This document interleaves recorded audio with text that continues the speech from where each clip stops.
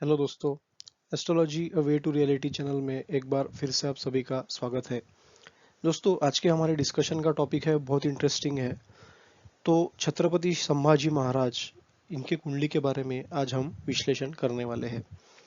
Recently release हुई film Chhaava, जिसमें एक विक्की कौशल जी ने एक बहुत अच्छा किरदार निभाया है, तो उसमें उसके वजह से काफ़ी लोगों ने वो फिल्म देखी और लोगों को जो हिस्ट्री है उसके बारे में पता चला कि किस प्रकार संभाजी राजे एक पराक्रमी राजे थे और उन्होंने किस प्रकार एक से एक युद्ध जो है वो जीते। कहते हैं कि 120 वॉर्स उन्होंने जीते थे अनडिफिटेडली।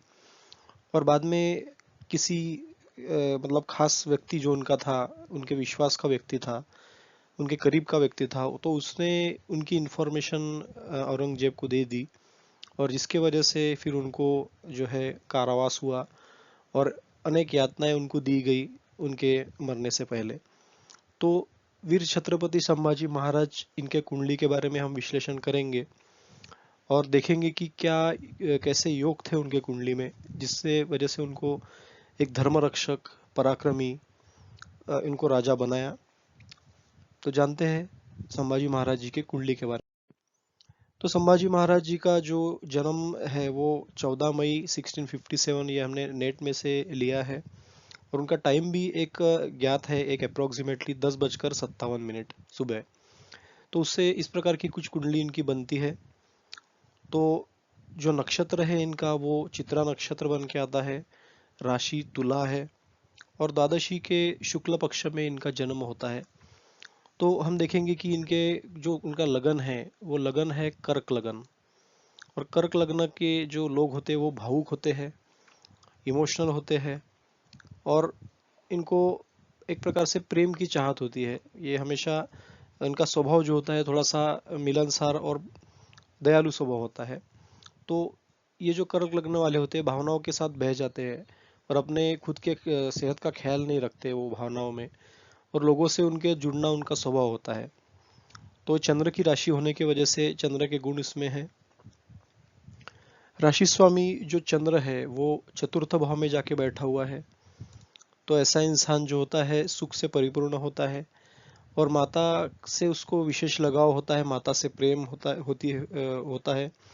लेकिन इसमें एक प्रॉब्लम ऐसी हो जाती है कि माता के स्वामी का जो ग्रह है शुक्र, वो खुद जाकर व्यय स्थान में बैठा हुआ है, शत्रु राशि मिथुन में, और उसके साथ में केतु है।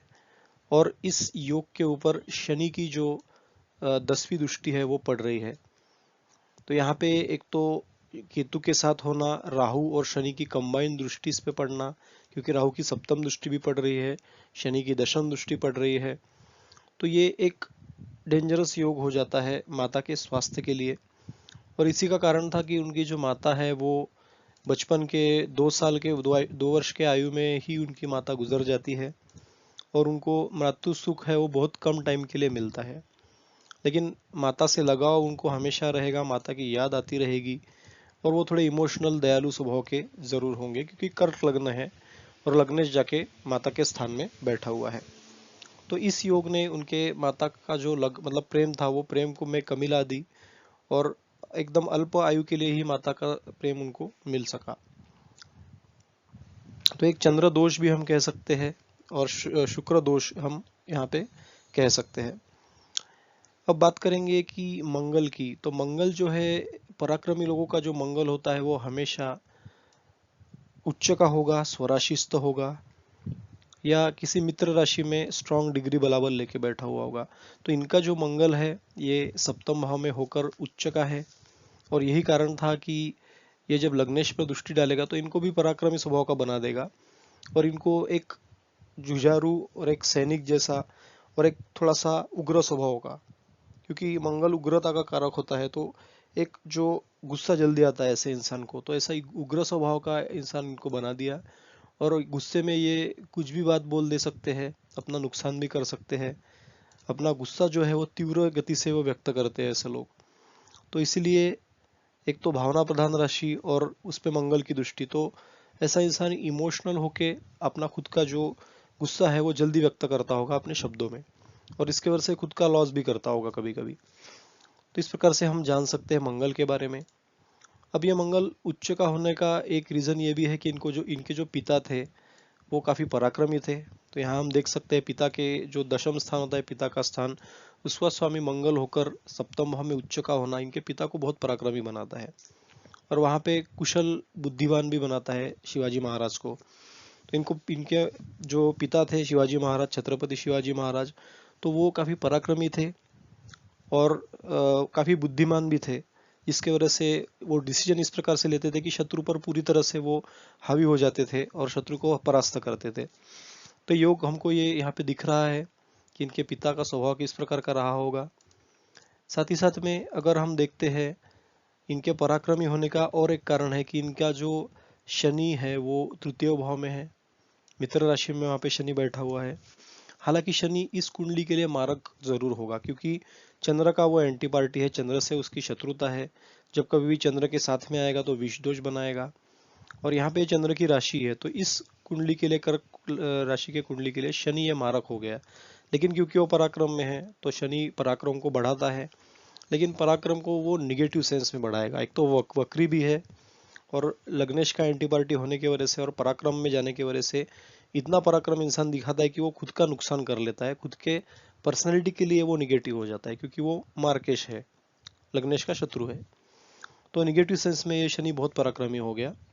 और साथ ही साथ में राहु 6th हाउस में होना, ऐसा इंसान शत्रुओं के ऊपर टूट पड़ता है, शत्रुओं के ऊपर वो आक्रमण करके उनको खत्म करने की हमेशा सोचेगा। तो ये योग हम देख सकते हैं कि इनको अतिशय पराक्रमी बनाने के ये शनि और मंगल ये दोनों कारक है। राहु 6th हाउस में है तो और भी उस पराक्रम में वृद्धि हो जाती है और इसी का कारण रहा होगा कि ये एक के बाद एक अनेक युद्ध जीतते गए और एक भी युद्ध में इनको पराजय का स्वाद नहीं चखना पड़ा। तो कहते हैं कि 120 युद्ध ये जीते थे, तो इसी का कारण रहा होगा कि पराक्रम स्थान यहाँ पे बहुत बलवान है। साथ ही साथ शनि के ऊपर ये गुरु की पंचम दृष्टि होना ये पराक्रम को और भी बल देता है और भी बढ़ा देता है। और राहु का यहाँ पे होना, जैसे हमने पहले भी कहा, तो राहु भी बहुत पराक्रमी मानता है और मंगल भी उच्च का होने के वजह से एक सैनिक की तरह लड़ाई में लड़ना, इस प्रकार का योग यहाँ पे बनाता है। तो ये तृतीय जो लाभ भाव में गुरु बैठा हुआ है उसकी पराक्रम भाव पर दृष्टि होना ये बहुत अच्छा संकेत है पराक्रम के लिए, पराक्रम में वृद्धि कराने वाला है। लेकिन शनि इस कुंडली के लिए मार्केश है।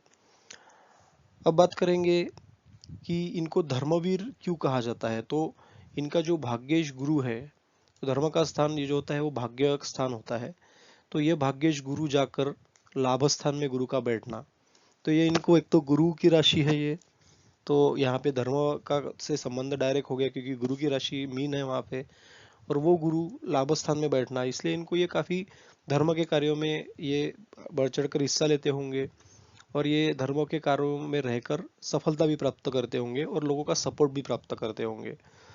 तो अनेक काम इन्होंने किए, बड़े बड़े लोगों के लिए किए, धर्म के लिए किए, इसलिए इनको धर्मवीर कहा जाता था। और ये बुद्धिमान भी है क्योंकि बुध जो है वो इनके कर्म के स्थान में जाके बैठा हुआ है।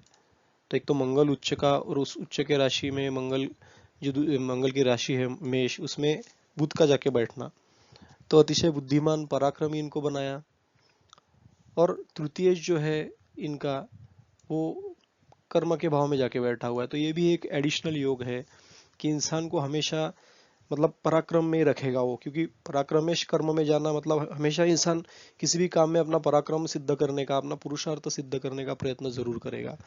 तो इन्होंने यही किया, इन्होंने अपने पराक्रम के वजह से अपने काम में पराक्रम की एक अद्भुत जो है वहां पे एक जोड़ दे दिया पर उनके कर्म में, और पराक्रम करते हुए हमेशा युद्ध में जीत प्राप्त करते रहे। तो अपने पराक्रम को ऐसा इंसान कर्म जरूर बना लेता है और उसी से वो पहचाना जाता है। तो धर्मवीर कर्मवीर इस प्रकार से संभाजी महाराज को देखा गया। अब बात करेंगे कि इनके जो जब 1685 या 1687 ईयर चल रहा था, तो इनकी जो लड़ाई थी औरंगजेब के जो कोई खान था इंसान, तो वो उससे उनकी लड़ाई जो चल रही थी, तब जाके उस खान को इनका कोई पास का व्यक्ति, यानी कि इनका एक तो नौकर चाकर हो सकता है या इनके सैन्य में रहने वाला जो इनसे निचले लेवल पे रहा होगा, तो वो क्लोज व्यक्ति होगा और उसी ने इनके साथ फितूरी की, इनकी इंफॉर्मेशन उसको दी, इनकी पल पल जानकारी उनको उसको देता रहा, और उसके वजह से उसी खान ने इनको जो है वो बंदी बना लिया था बाद में, और ये औरंगजेब के कैद में रहे थे।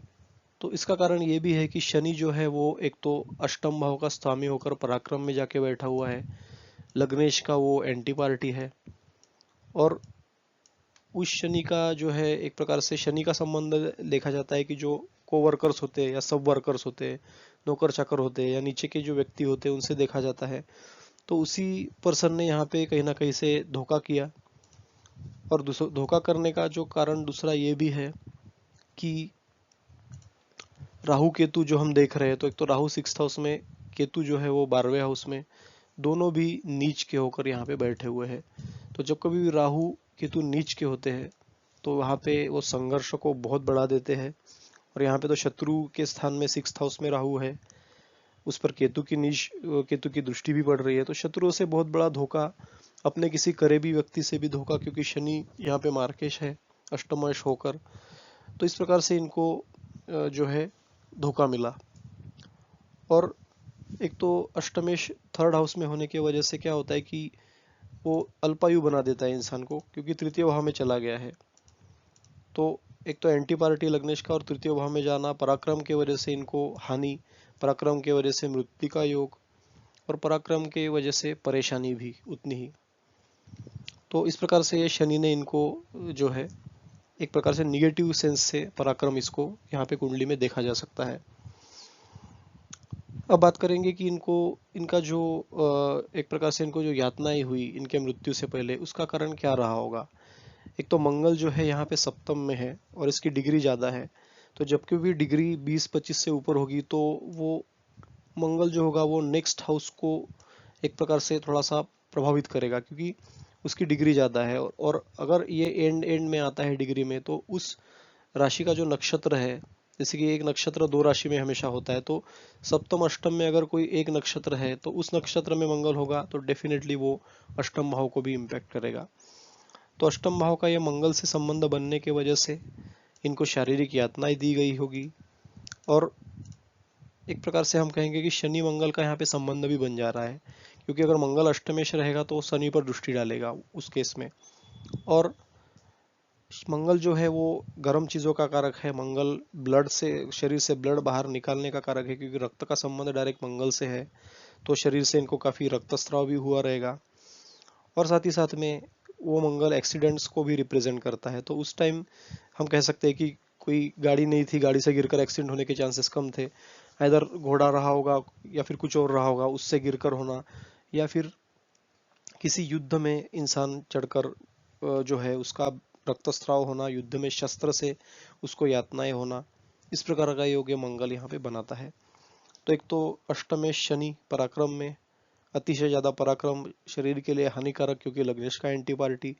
उसके बाद राहु केतु नीच के, मंगल का अष्टम से संबंध डिग्री बल देखेंगे तो, और मंगल शनि का एक दूसरे से संबंध, तो एक बहुत निगेटिव जो है इम्पैक्ट हो जाता है अष्टम भाव पर।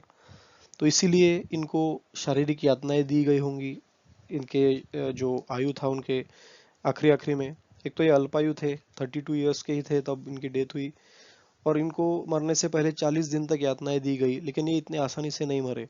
उसका रीजन ये है कि शनि जो है वो धीरे धीरे मृत्यु देता है, मंगल कष्ट देता है और शनि धीरे धीरे मृत्यु देता है, एकदम से मृत्यु नहीं होने देता।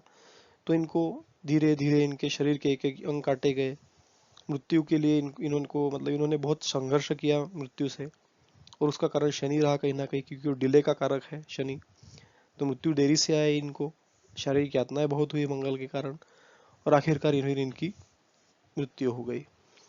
तो इस प्रकार से हम देख सकते हैं कि ये इनका मृत्यु का कारण क्या रहा होगा।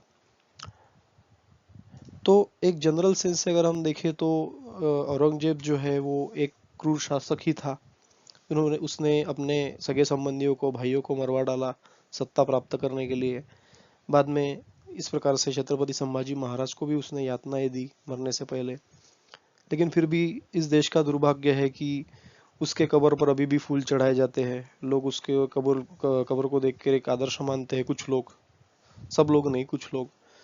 तो ये हमने एक सवाल जरूर उठता है कि क्यों ये हो रहा है, क्या इस कब्र को अभी टाइम आ गया है कि इसको अभी यहाँ से कहीं दूर भेज देना चाहिए? यह सवाल हम सबको पूछना चाहिए। लेकिन छत्रपति संभाजी महाराज का नाम यहाँ पे जरूर होना चाहिए। उनके नाम से उनका नाम का गौरव गौरव जरूर होना चाहिए, जिन्होंने खुद के लोगों को की रक्षा के लिए, हम सब के रक्षा के लिए वो खड़े रहे और इतने आसानी से उन्होंने मृत्यु नहीं आने दी खुद को। क्योंकि अगर वो औरंगजेब से जाके मिल जाते या उनके धर्म को वो कबूल लेते तो उस केस में शायद उनकी जान बच सकती थी। बट उन्होंने अपने लोगों के लिए एक एग्जाम्पल प्रस्तापित किया और लोगों में एक पॉजिटिव संदेश भेजा, तो इनका सम्मान जरूर होना चाहिए। तो इस नोट पर हम वीडियो खत्म करेंगे। आगे आपको सोचना है इस पे क्या योग्य है, आप लोग सब समझदार हैं। तो अब मिलते हैं अगले वीडियो में, तब तक के लिए धन्यवाद, नमस्कार।